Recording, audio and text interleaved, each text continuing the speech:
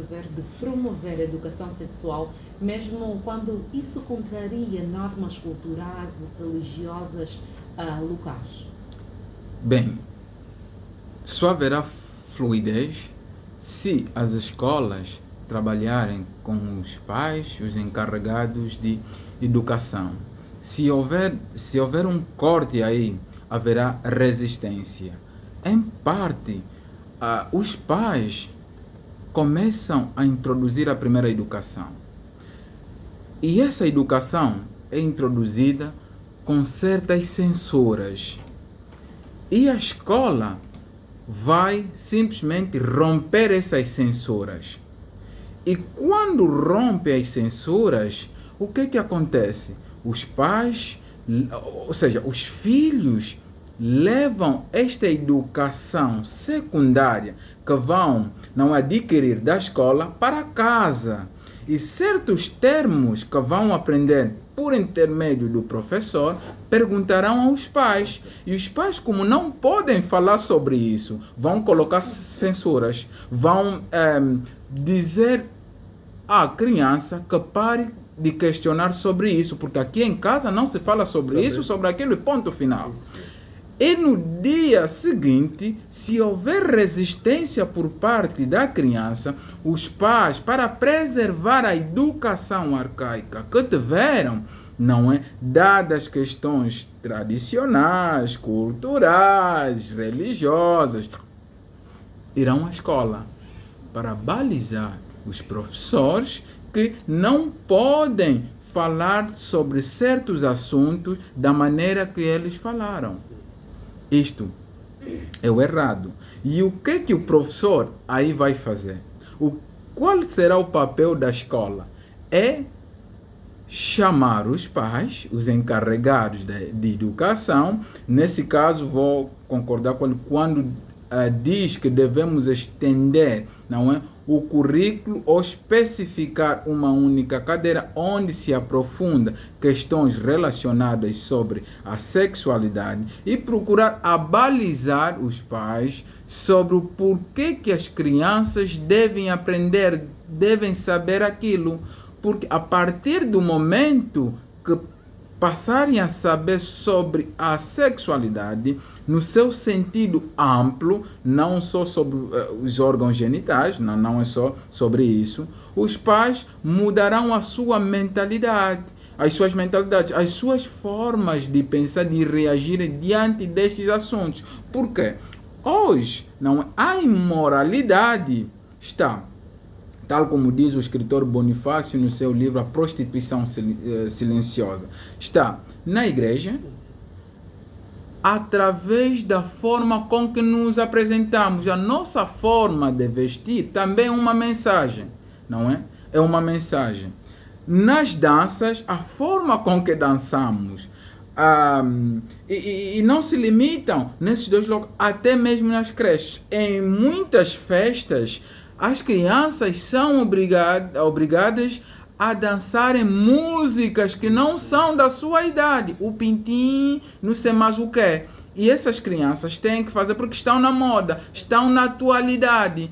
Eu ainda digo que não podemos censurar a criança. Se a mãe gosta de assistir aquilo, deve aproveitar-se daquele momento em que está a assistir a novela, assistir o bico duro, a ver aquelas danças, e aproveitar e educar, porque deve haver um bom clima para se introduzir novos conhecimentos à criança. Dizer que isto que o filho está a ver é assim e pela sua idade não deve se fazer isso, aquilo, porque as consequências são aquelas se tentar agora. Então, começas a preparar a criança e até mesmo na escola, o professor mensura o que deve falar. Começa tudo pela educação moral e cívica, onde segundo, se analisarmos o conceito, não é, de MC, não é, ao pé da letra, vai limitar-nos. Mas se analisarmos, não é,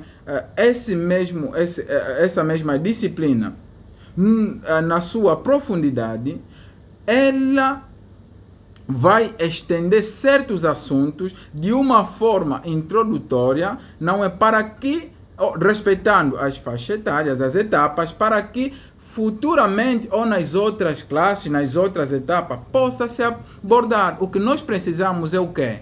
O que nós precisamos é a base. Se nós construirmos mal a base, vamos destruir o que nós queremos.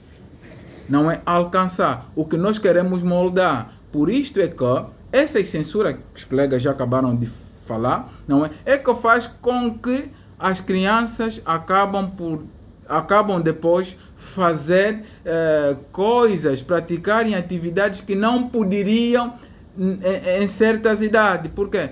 Explicou mal, informou mal, guardou o que deveria falar. Mas porque... por um outro lado, será que pode-se afirmar que essa omissão que há atualmente sobre a educação sexual nas nossas escolas pode aqui configurar uma violação do direito à informação dos jovens?